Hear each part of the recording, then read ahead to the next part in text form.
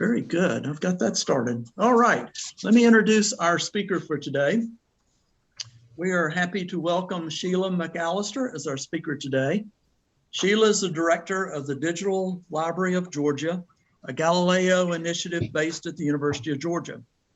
As such, she directs statewide efforts to create free online access to resources about the state's history and culture. From 2001 to 2013, she directed metadata and project management for the DLG. She has presented nationally on digital libraries and archival description, acted as a digital library consultant, and reviewed grants for the National Endowment for the Humanities, National Historic Publications and Records Commission, Council on Library and Information Resources, and the Institute for Museum and Library Services. She currently serves as a Digital Public Library of America Service Hub Director for the state of Georgia. She has served in leadership roles in the Society of Georgia Archivists as its president and a member of the editorial board of Provenance, and in the Society of American Archivists as a past chair and steering committee member of the preservation section. She has a Bachelor's of Science in French from Georgetown University, Master of Arts in Medieval and Byzantine Studies from Catholic University of America, and a Master's in Library and Information Science from the University of South Carolina. I'm going to ask that everyone please mute your sessions. It looks like we're all muted. If you have any questions during Sheila's presentation, if you would submit them through the chat so that Sheila can capture those and answer those at the end of the session. Sheila, I'm going to turn it over to you, and again, welcome. Okay, well, thanks everybody. I'm very happy to be here today and to talk to you a little bit about the Digital Library of Georgia, and specifically I'm going to talk about the kinds of resources that are in our what we call now our Georgia portal, and also our Georgia Historic Newspapers site. And then if there's time at the end, I'll talk a little bit about sort of the other side of the Digital Library of Georgia, which is our side as a support for cultural heritage institutions who are undertaking digitization projects. But we'll just kind of watch how time goes, and if there's not enough time for that, I'll send some information along about that later. So you've already heard a little bit about DLG, and we are part of Galileo, but our offices are at the University of Georgia libraries, and we work with cultural heritage institutions or memory institutions in Georgia, and we help them provide access to important resources about Georgia history, culture, and life.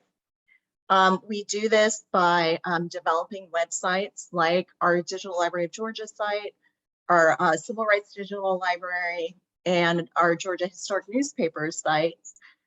But we also maintain and preserve the digitized materials, and we also provide sort of infrastructure support for our content partners throughout the state. And that kind of infrastructure support might be technical. It might include things like consultations. It might include things like training and the like. We are also the home of Georgia's state-wide newspaper preservation project called the Georgia Newspaper Project.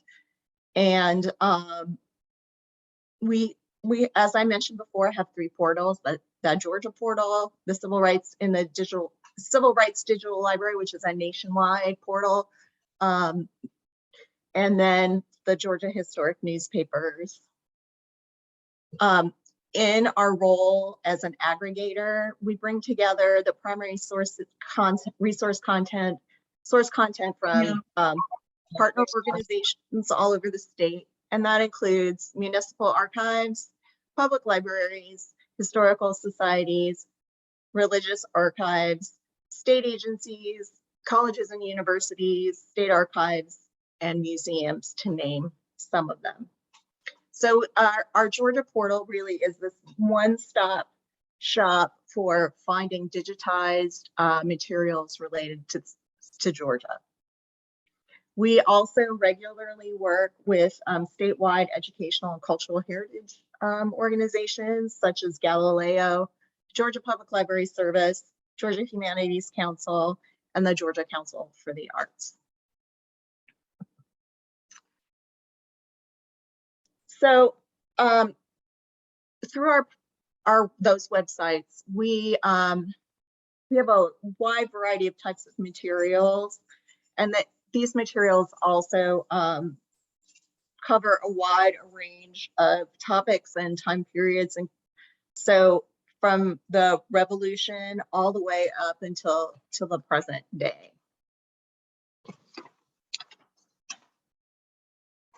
At the moment, we have over 760,000 digital objects in our Georgia portal from 1,115 different collections, and we have over hundreds of partners.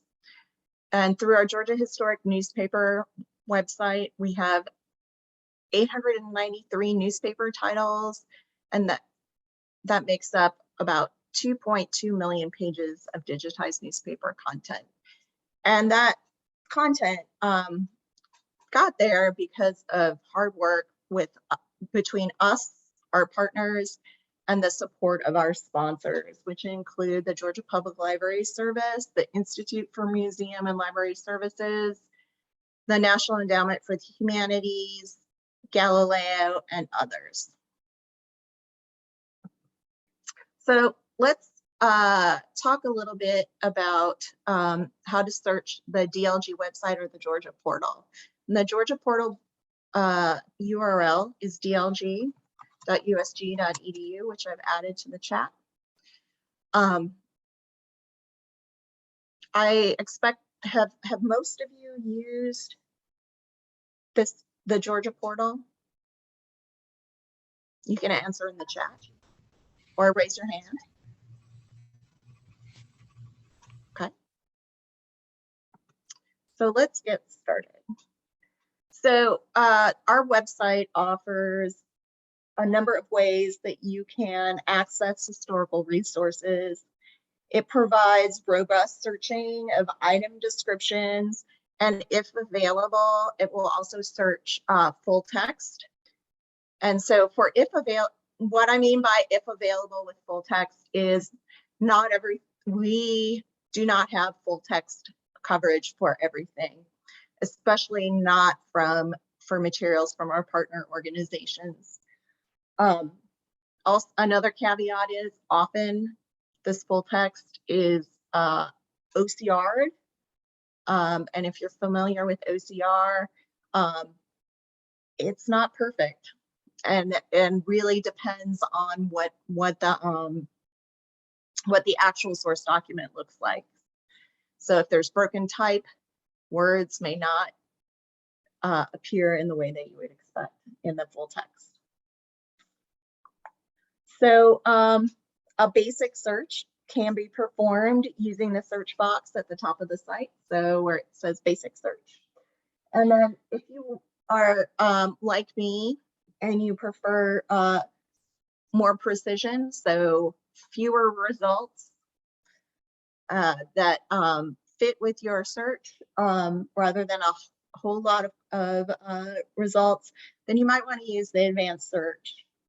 So we're gonna, and the advanced search, if you go to search, you can get there. So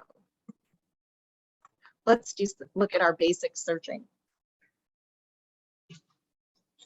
So if I were to do a search in the DLG site and choose to search records in full text for baseball, I would get a search result list that looks very much like what you see on the screen right now. And this set of results includes a list of over 5,000 items that fit my search criteria. However, if I chose to search only the records, I get about just over 4,000 responses, whereas if I only search for baseball in items that have full text, I'm only going to get about 700 of them. So that gives you an idea of the power of, I shouldn't say power, that gives you an idea that it's important to decide where you want to look. So if we wanted to further refine our results, we can use the facets right here, found on the left side of the screen. And really what these are is the limiters, and they include the categories that you can limit by include things like creator of the physical item, the subject, if there are people who are prominently featured in the materials, the location, if it covers a particular Georgia county, since counties are extremely important in Georgia, the year, the medium, which would be things like baseball cards, correspondence, and those kinds of things, the type, which is broader categories, things like, is it text? Is it a still image? Is it a moving image, etc.? What kind of rights govern the usage of these materials, the collection name, and then the holding institution. So if I were to select baseball cards from the media type list, so I can't open this up right now since these are static slides, but if I were to choose baseball cards, I'll get a list of all the baseball cards that are available through the DLG site. So you can choose to further refine your search by using the facets, or you can choose an item by clicking on the thumbnail or title, and you'll see a record that describes the object.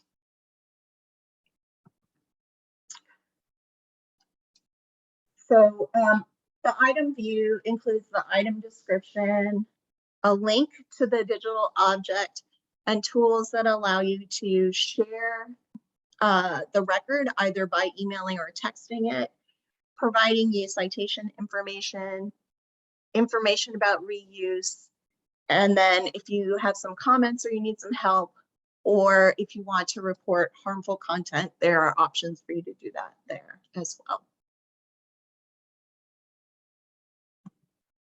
Okay, let's move on to advanced searching. So I'm a junkie for the advanced searching, and it allows more complex searching. On this page, you can enter keywords and phrases in the field on the left and select attributes the search results should have on the right. Attributes are the same as the facets we used to refine the search results in the last example. They just get applied before the search instead of after searching. If I wanted to find items related to the city of Brunswick, Georgia, and not related to the culinary dish Brunswick stew, I could use the phrase Brunswick minus stew, and this would give me any items that had the word Brunswick without the word stew. You can find descriptions of all the search modifiers by clicking on the search tips box in the top right. And this will show you how to be even more precise by using Boolean, pluses and minuses, and quotation marks for phrase searching. So the advanced search results function just like the basic search results, and you can further refine your results, again, by using the facets on the left, and view items by clicking on the thumbnails or the titles. So let's talk a little bit about the browsing features.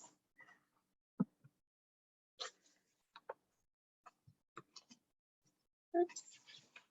In addition to searching, the Georgia portal offers a number of ways that users can access historical resources.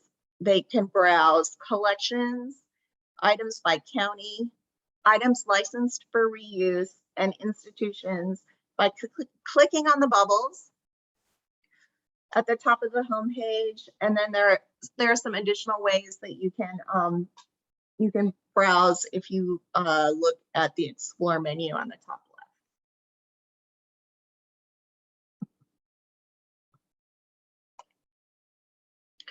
left. Browsing collection will allow you to browse and refine collection descriptions. We do not include item descriptions in this when you're browsing by collection. You can refine collections in the same way as search results, but there are two extra options that you can refine by. One is topic and the other is time period.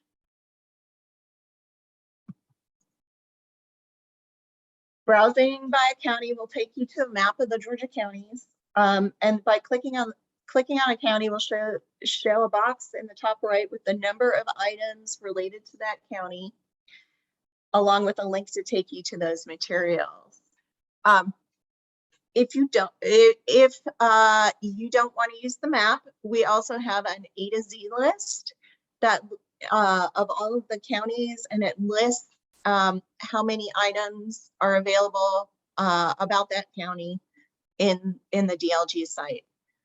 You'll also notice that there's this tiny little about, and that link will take you to the New Georgia Encyclopedia article about that particular county.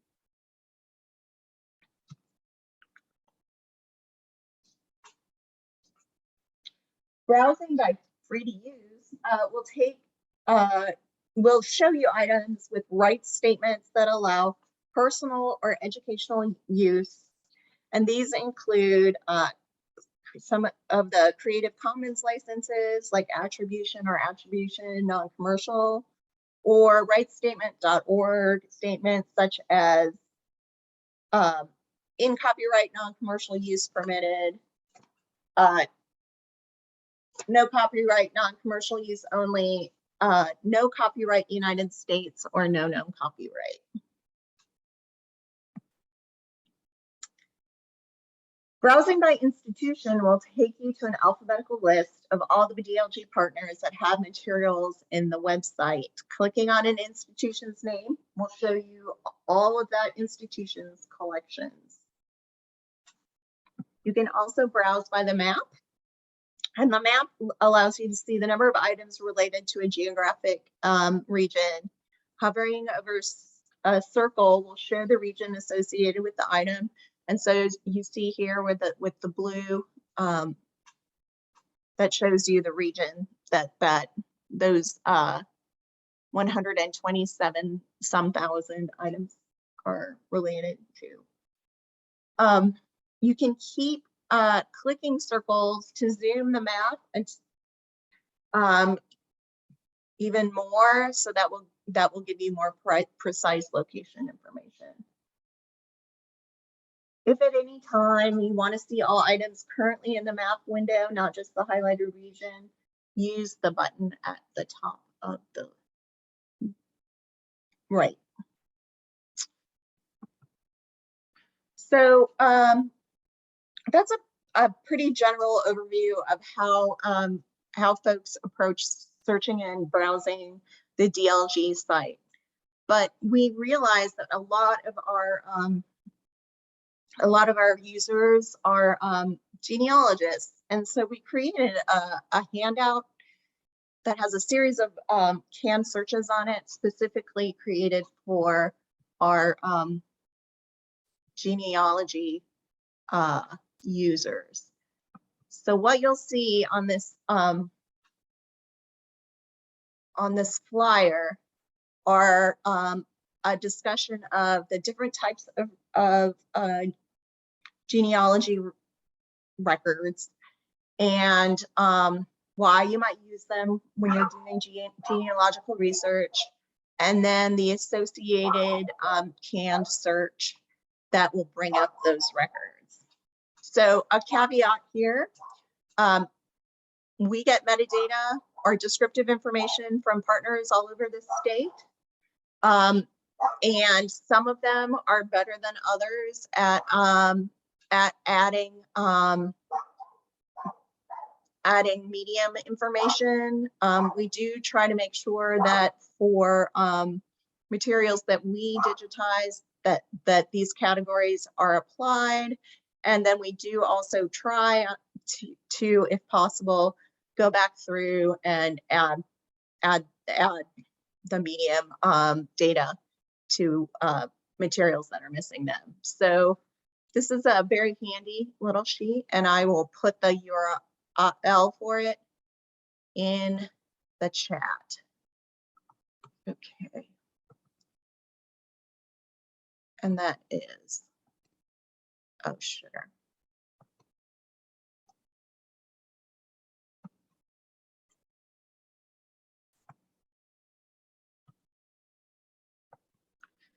We're gonna, so as genealogists, a great place for you to find information is going to be your local newspapers. So DLG has been digitizing newspapers for over 10 years. We, as part of our role as the state's newspaper journalism preservation agency, we've been microfilming papers since the 50s. And then what we do is we scan the microfilm and then run it through an optical character resolution engine to create the full text and fully searchable newspapers that you find in our Georgia Historic Newspapers database. More recently, we've been working with a small number of current newspaper publishers to start collecting their born digital newspapers, and presenting those also along with the historic newspapers through that Georgia Historic Newspapers website.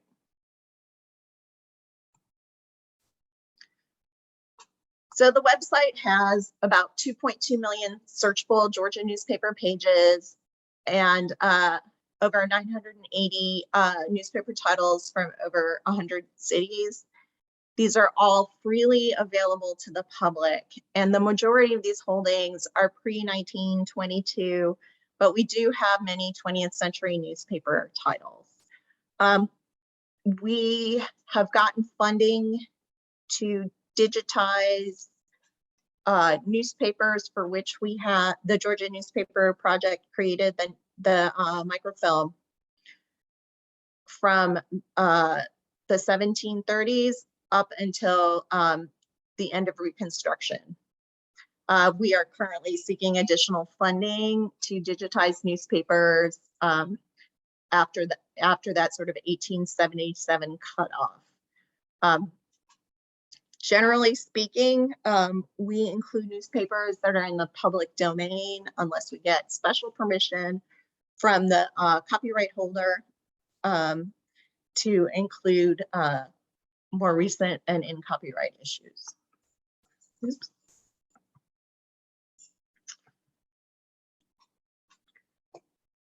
So let's talk a little bit about the different kinds of searches that you can use with the Georgia Historic Newspaper site. So the first one is the keyword search, and these are performed by using the search box that's at the top of the homepage, and then by entering keywords here, it will allow you to search across the full text of all of the newspapers that are in the Georgia Historic Newspaper site. And it will direct you to a search result page with image thumbnails of the newspaper pages. And the result lists are based on relevancy, but can also be sorted by date. One of the key features about our full text searching is that it has hit highlighting. So if your term shows up in a newspaper, on the thumbnail, you can see a little red highlighted piece that allows you to, it helps you visually find in the page where your search result is. Oops. To perform more specific searches, you want to select the search. Oops, excuse me. You want to select the search tab at the top of the home page, and this is going to direct you to that advanced search page. The options on this page allow you to limit your search by keywords, city, county, type of newspaper, region, newspaper title, and date.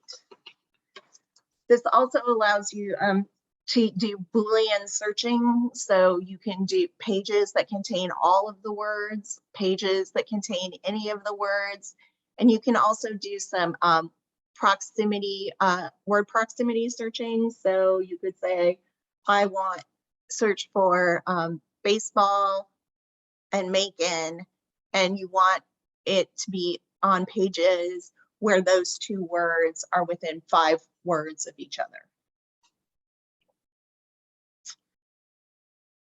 Oops.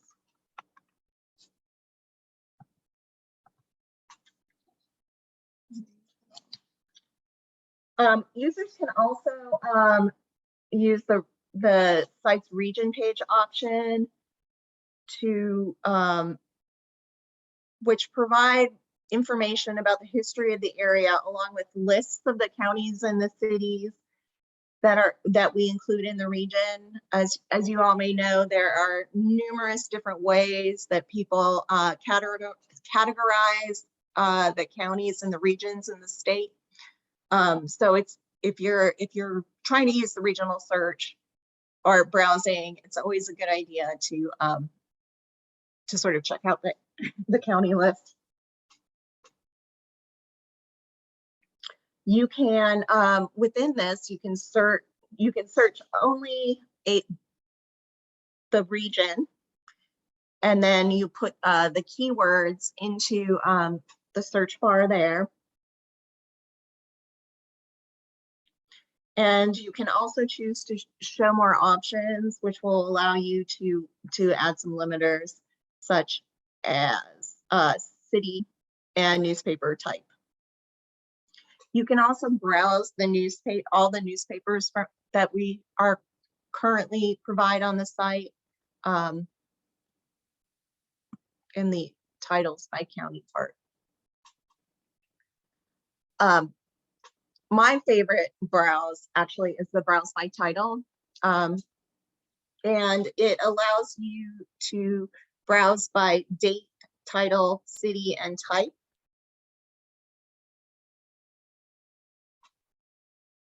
And one of the nice things about this also is that you can sort these lists.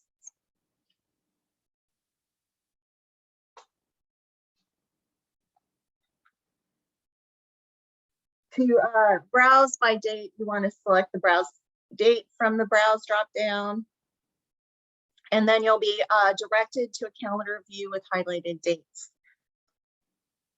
The drop down box to the left of the calendar is going to allow you to select the year you're interested in viewing, and all the issue dates available for that year will be highlighted as active links. So there'll be those little brown highlighted dates.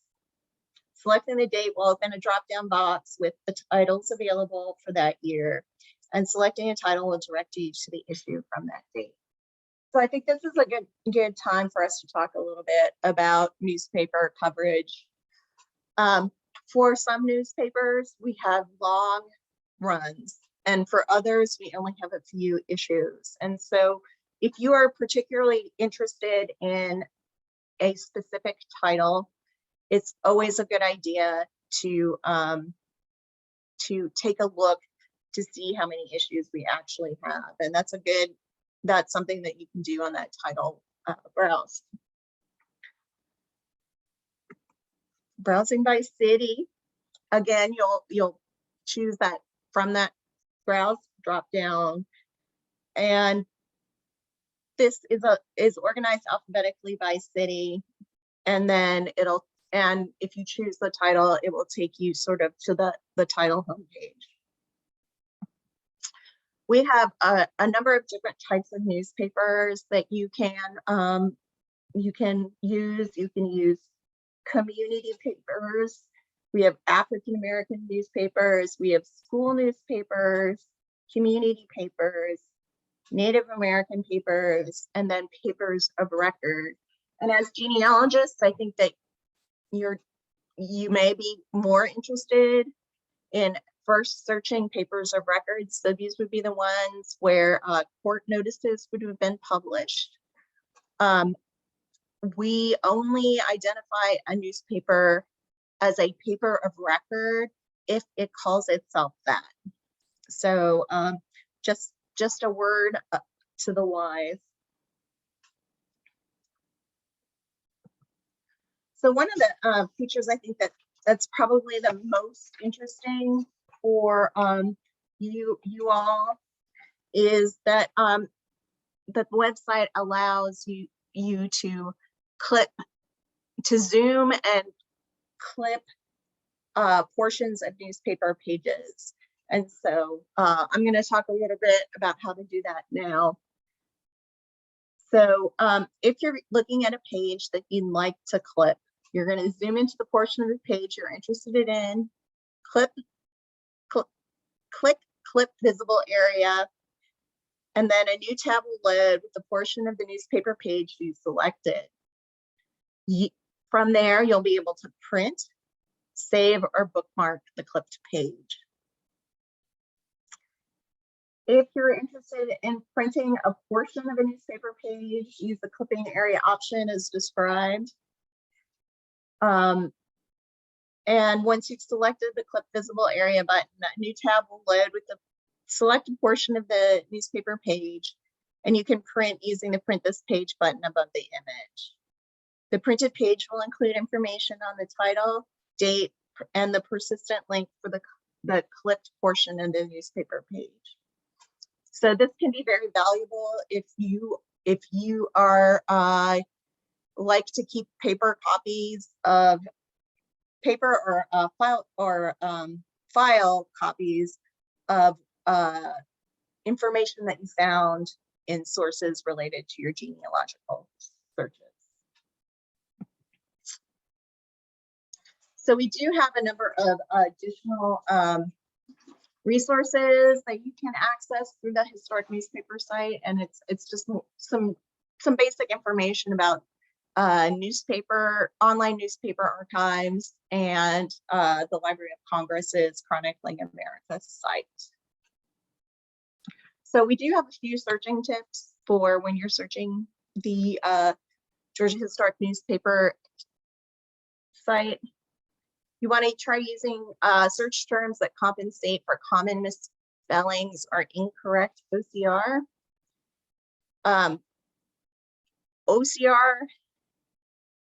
The OCR is only as good as the quality of the type on the page. And so what tends to happen is pre-20th century newspapers will often have worse OCR because the type is not as clear than those printed in the 20th century. You also want to consider the types of language that were used during the time period that you're searching through. So for example,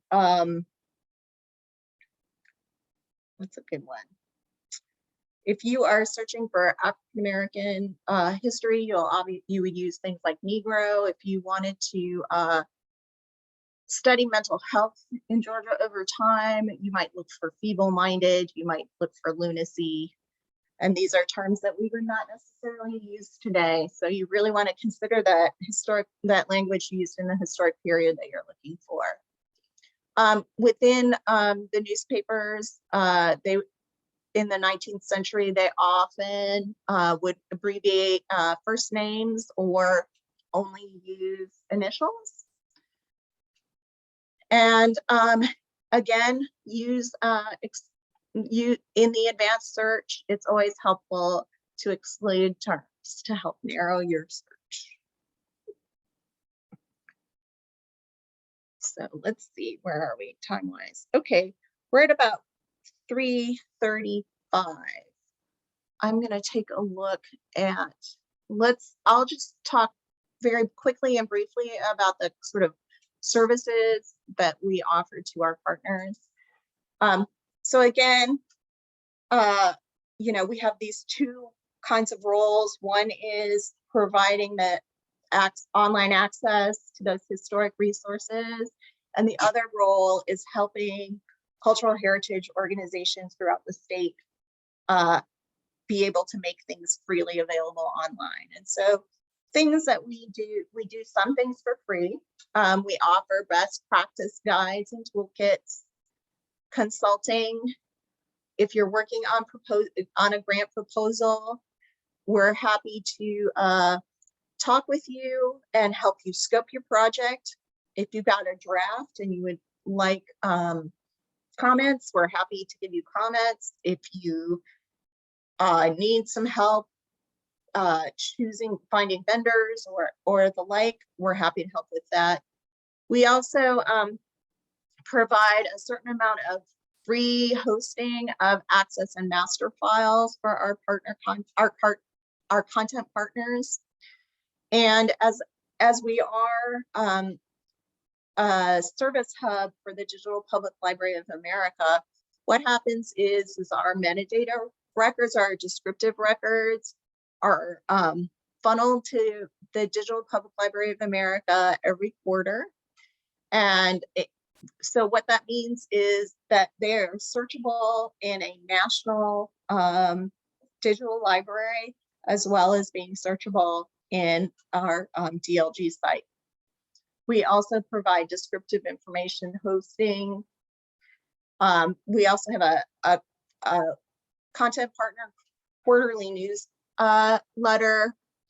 We provide on-site and virtual training.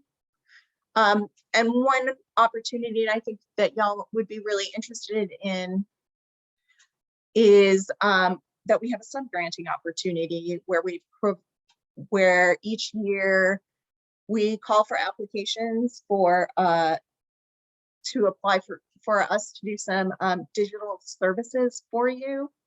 We'll be having the due date, I think, is in April for our fiscal year 22-23 group.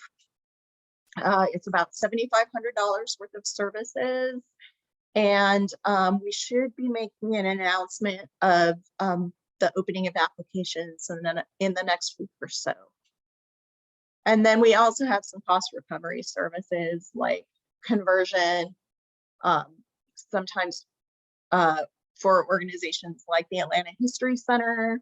They don't have a robust imaging sort of department, and so we do that for them, and for a cost, we can provide digital preservation services and metadata creation services. And then also we host some archival management systems at low cost for our partners.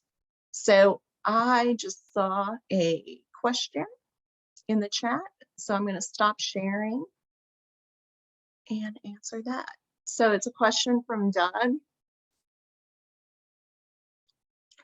So do we actively go after documents, so like newspapers, or accept those donated to you? So we don't actually, well, other than the Georgia Newspaper Project, we don't actually own any content.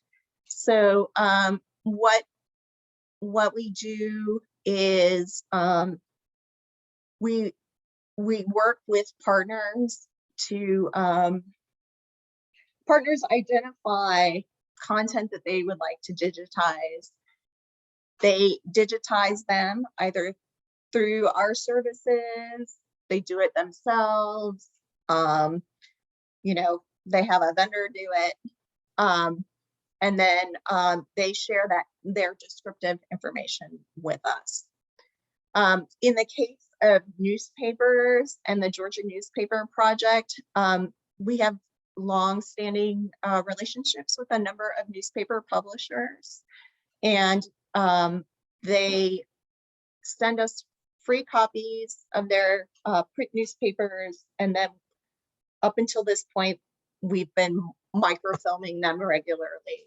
We are pivoting so that instead of sending us paper copies in the future, they will be sending us the digital files that they sent to the printer instead, and that will make it a little bit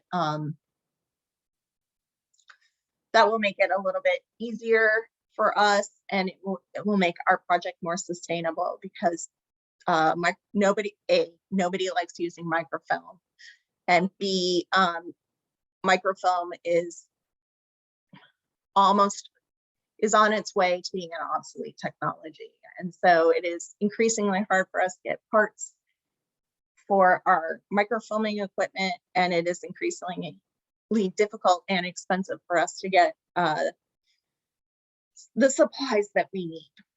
So, however, if you're you know of issues of a newspaper that we have not already filmed through the Georgia Newspaper Project, and you are willing to loan them to us or to donate them to the Georgia Newspaper Project, that's a way that we would accept those. We are also actively searching for African American newspapers for a number of reasons. They were not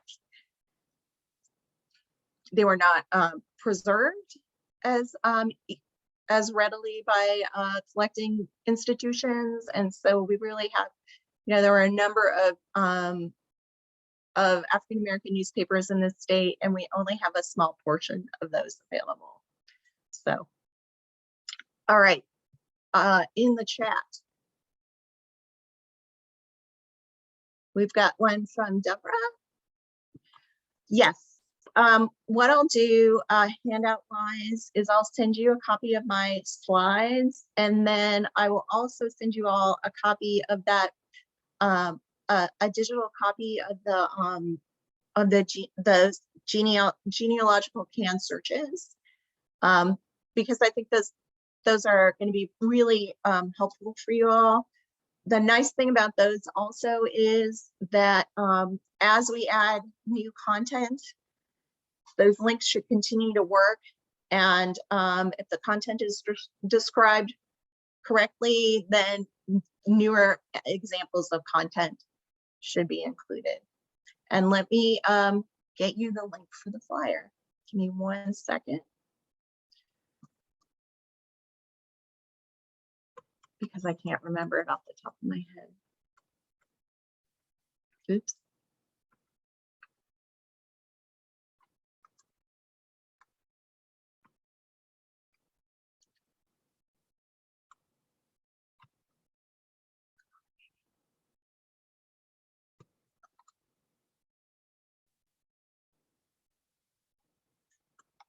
And here is the link for that flyer.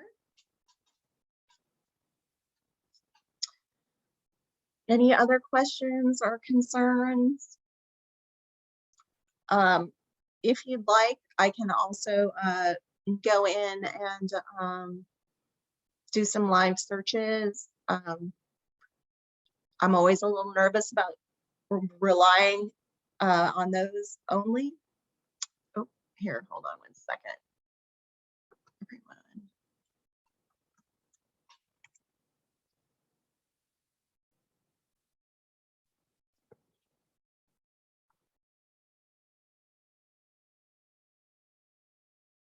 Any other questions, concerns? If not, I want to thank you all for inviting me, and I hope that this was a helpful discussion of the or description of the resources that DLG has and how they might be applicable to you all as genealogists. Thank you, Sheila. Anybody Thank else have any other questions for Sheila? Kind of No, open the just- floor here quick. Just thank you for the information. Mhm. Uh-uh. Sheila, I have one Very question. I know that there are, in particular here in Rockdale, there was a local cotton mill at the time, and a lot of the cotton mills had their own either monthly newsletters and all that they sent out to their employees and all. Is there a group that's capturing those kinds of things across the state? So if they're newspapers, that would be something that we would be in, the Georgia Newspaper Project would be incredibly interested in. I sort of alluded to it a little bit with talking a bit about the Black newspapers in Georgia. People kept what they thought was important, and that tended to be the newspapers of either the community newspaper, the paper of record, and less so ethnic newspapers, maybe, and also labor related newspapers. And as far as I know from going through our list of newspapers in the last few weeks, we really don't have any sort of labor newspapers. And so I think we would be incredibly interested in that. And if we weren't interested in those, we would help you find a place that would be. Okay, thank you. Sheila, does the that newspapers, do they include any of the church, like couriers with names and places that are going on in the church society, So the religious newspapers that we have are sort of at a larger level. So that would include things like the Christian Index, and then there's a Presbyterian and a Methodist one that's similar. Individual church sort of circulars, those by the, so we all sort of follow the Library of Congress in a lot of ways, and so they would not necessarily define those as newspapers. They are incredibly valuable, and so there are a couple of suggestions that I would have if you had those kinds of materials. One would be to go to the public library and see if that's contact the public library and see if that's something that they would want to collect. If not, depending on what the denomination is, there may be a more established sort of archive that would keep those. So Mercer, for example, collects a lot of Baptist history, and then Pitt's Theological at Emory collects Methodist. Columbia Theological Society collects Presbyterian related materials. So that might be a place to think about that. If you're actually looking for those kinds of materials, the reverse, those might be good places to go. Okay. Thanks. No problem.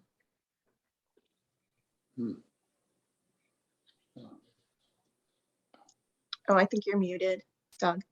Always forget about that. Any other questions for Sheila? If not, Sheila, thank you very much. We appreciate it. Thank you all, and have a fabulous day. All right, thank you very much. Bye. Bye-bye. Thanks everybody for attending today. Our next meeting will be on February 13th. So look out for some emails coming about subject matter for that presentation and upcoming meetings. Don't forget your dues, and hopefully there'll be some emails that come out about that very soon. Thanks again and goodbye, everybody. Happy New Year. All right. Happy New Year. Well,